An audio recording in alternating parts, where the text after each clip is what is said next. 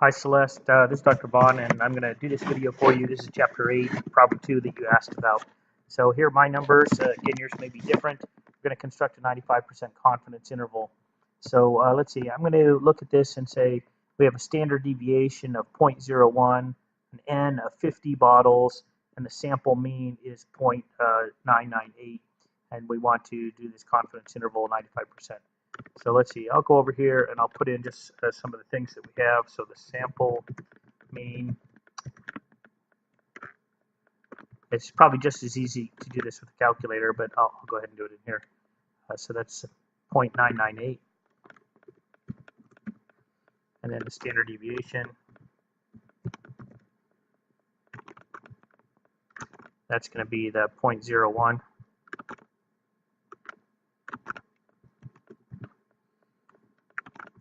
And let's see, we'll do the random sample, N is 50.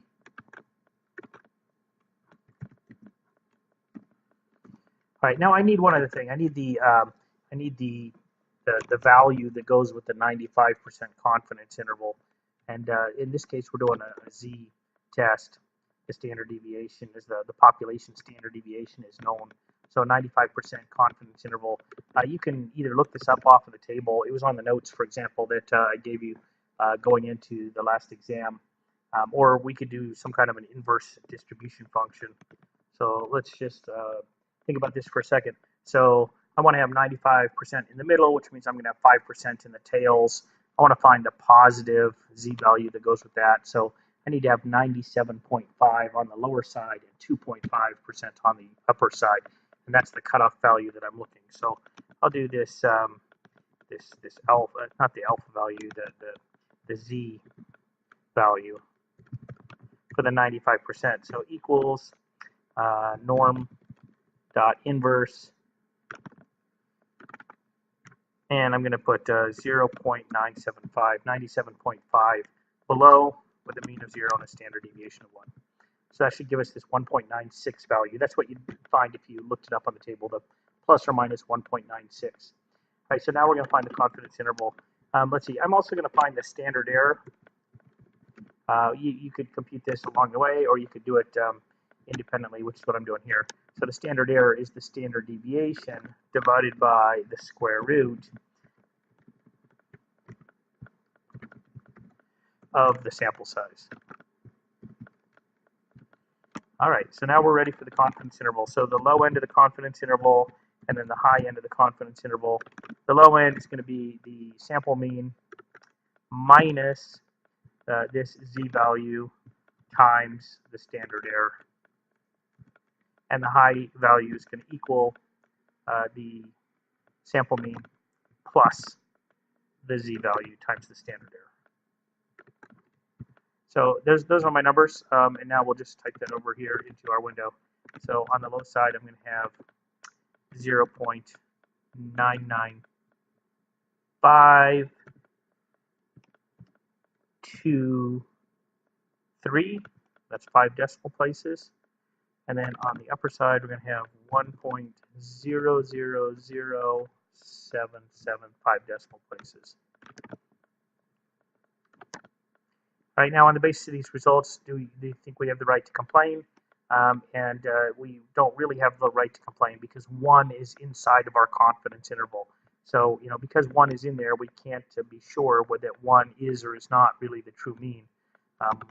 So no, we can't complain because the exact 1 lies within, in our case, the 95% confidence interval. All right, now on C, must you assume that the population amount is normally distributed here? And the answer would be no, because you can use the central limit theorem. You have a random sample of 50. 50 is big enough to invoke the central limit theorem, and it shows that the x bar, the distribution of the mean, is normally distributed when n is large. So I think the choice here is C. All right, now we're going to do all the same stuff, but this time we're going to do a 90% confidence interval estimate and use the same number. So the nice thing about using Excel over here is I can either go look up the new Z value, or I can actually change this, just change the probability. So Now we have 90% in the middle, which means you have 10% out in the two tails.